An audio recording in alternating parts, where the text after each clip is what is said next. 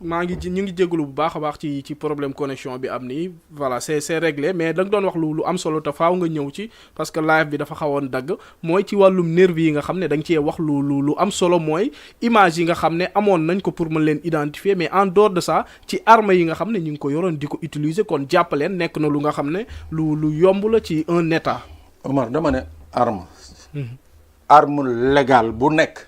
waaw. Au moment de son utilisation. xam nañu qui était le détenteur de l'arme. mais est-ce que légal loon na d'autant plus que ñu ngi doon wax ci contrat wu armement bu 45 milliards bu ñu xamul fu mu jaar aussi. oui mais xaaral fa laay ñëw. quand je dis arme légale. waaw xam nga contrat boobu kan moo ko passé du état du Sénégal.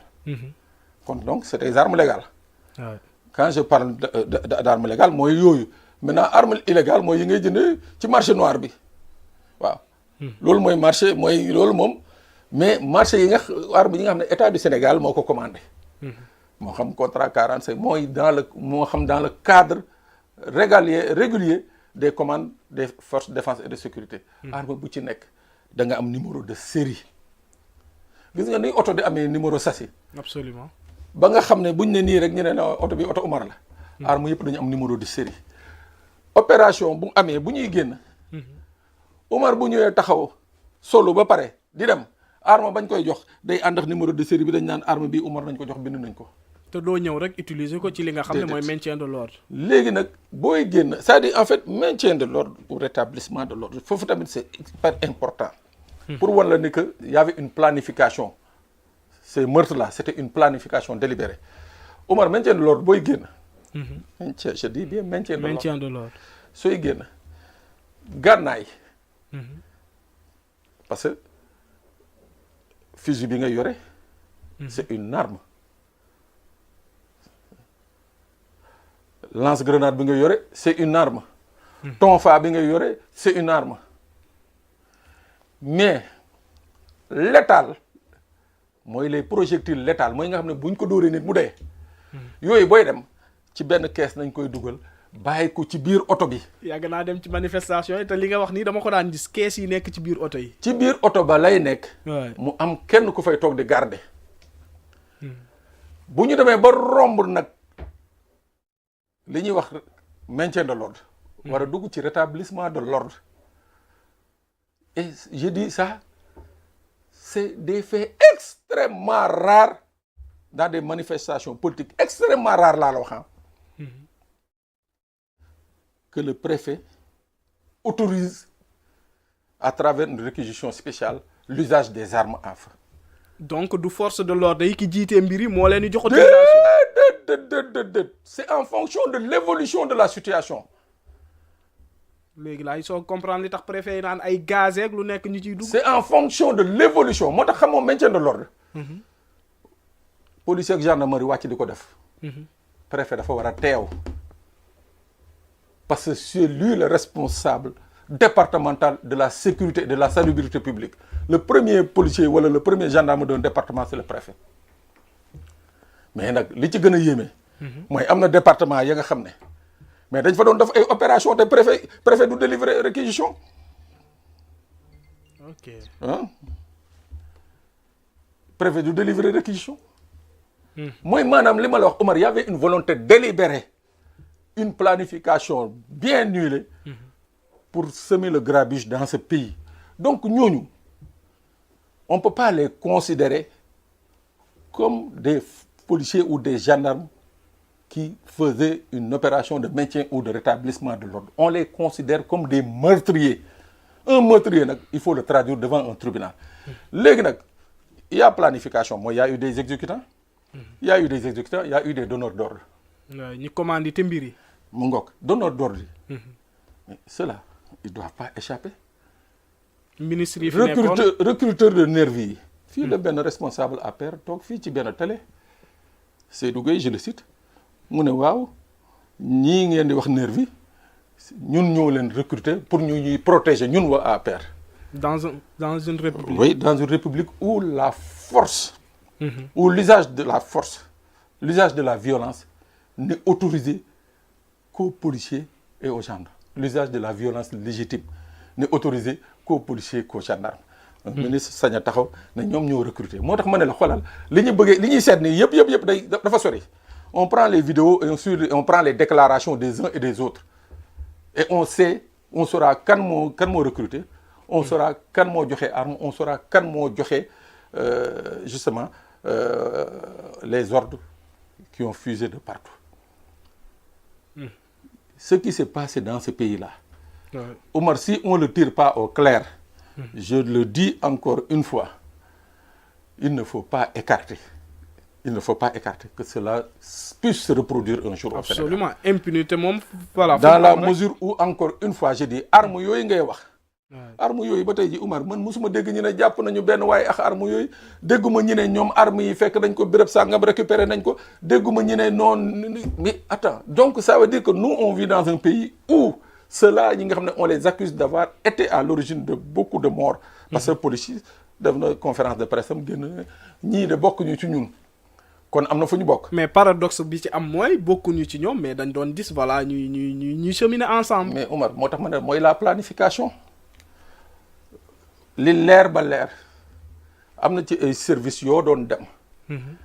takk der yi bu ñu doon génn dañuy ànd ak nervi yi c'est-à-dire amul nëbbatu te responsable takk der yi fa nekkoon. ils étaient au courant ils le savaient et ils l'acceptaient.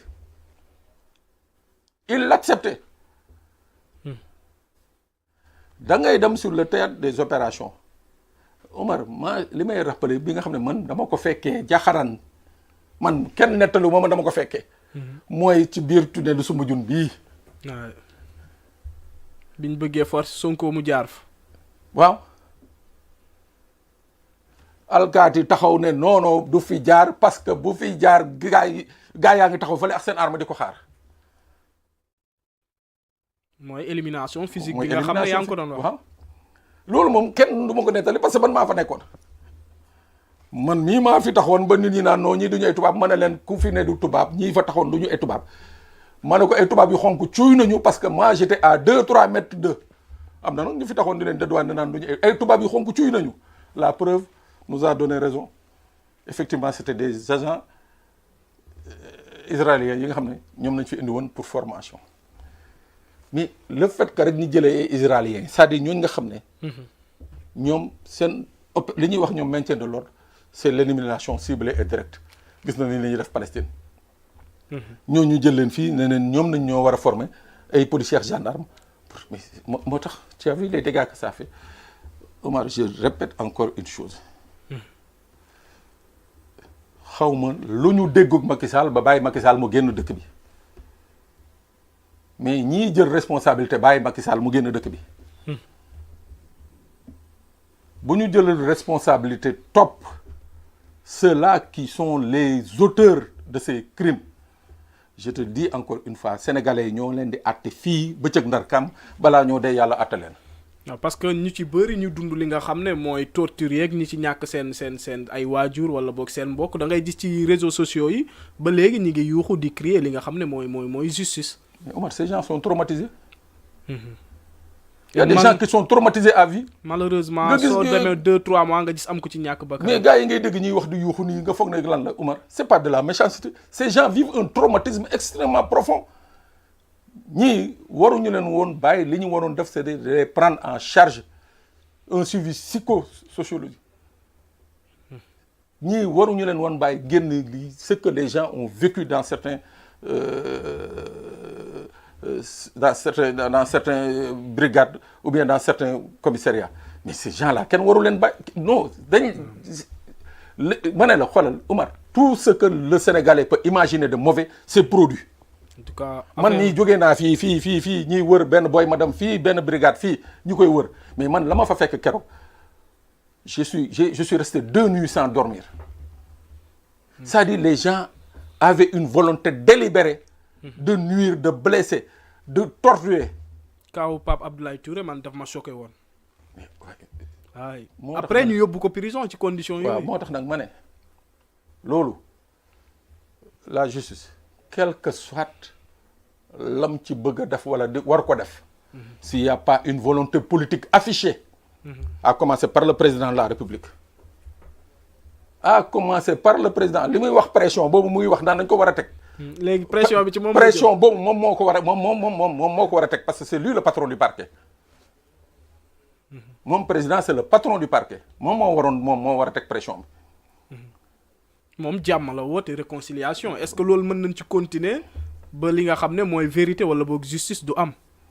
Omar xam nga am na ñu ci bëri ñi nga xam ne ndeysaan dañ leen fekk rek ñu taxaw ñu jàpp leen seen kër wala seen bureau yóbbu kaso ba. bàyyi leen ci ay conditions yu naas ñu toog fa ba génn ñooñu moom mënuñu xam luy nit ñi subir ils peuvent pas savoir c'est normal mënuñu xam mais ñii ñi jàpp di leen kàjj di leen football di wër ak ñoom Dakar di jël seen godiyoo di dóor jël crossu fitali di toj seen bopp yi waaw ñooñu il faut leur dire il faut leur parler de réconciliation sans justice il faut leur parler de ça. Je dis, tu sais, moi c'est un sujet bi nga xam ne j'aime pas tellement l'évoquer parce que Omar je te dis que dama gis violence gis ba finalement moi j'ai le cœur meurtri ngay toog di xool bopp nit bu tas ñi ne la nii fital moo ko dóor c'est-à-dire que man sénégalais mënuma gëm ni que un sénégalais peut faire ça et si un sénégalais ose faire ça. Cheikh Wade Parcelles. mais tey jii mon devoir est de me mettre là où je suis et de dire que autant dama ko doon dénoncer 2021 2023 2024 autant aujourd'hui je vais dénoncer cette lenteur là ou bien cette inaction là vis-à-vis de ces victimes là on leur doit ça mënuñu fi nekk di nguur di ngundaanaat ki consort bëgg faire un oubli une table rase sur ce qui s'est passé c'est pas honnête. tey bu ñu accéder à ce pouvoir si Macky Sall a pu céder le pouvoir partir ba tey ñoom ñu toog fi c'est parce que ces morts et ces handicapés à vie ont payé chèrement tey pour que le Sénégal en arrive là. Ouais. Ils ont raison ils n'ont pas raison c'est pas mon problème mais na yoon daf liggéeyam c'est-à-dire il faut que dans ce pays je dis encore plus jamais benn politicien toog xalaat ni que moom mun na faire usage excessif de la force publique génnaat dem toog jàpp ñàmburam jël une loi d'amnistie dem yoonam c'est trop facile. waaw dafa war a jeex quoi. c'est trop facile dafa war a jeex. moi ça je dis encore une fois Omar ce que j'attends de ce gouvernement là nee naa encore nañu yóbbu ceeb bi kilo 100 francs diwlin bi litre 200 francs Omar ça ne règle absolument rien vis-à-vis du vécu des Sénégalais. parce que keneen ku ñëw nekk ci beneen situation tamit mën nga dundaloo lu métti li Sénégalais yi andi fi amnistie gëm ne li nga xam ne mooy justice bi du ko lijjanti du mujj fenn en tout cas nekk na dossier bu nga xam ne mënoon nañ ci waxtaan ba heure bi jeex mais il faut ñu continuer ci yeneen rek waxtaan notamment ci li nga xam ne mooy wàllum inondation yi ñi ngi ci nawet fi mu toll nii ñi ngi gis que voilà fu bëri mi ngi taw mais inondation yoo xam ne dugal nañ ci ay. Omar bàyyi inondation na ñëw ci auto député yi bàyyi inondation yi. na ñëw ci auto député yi ñu ñëw ci auto député yi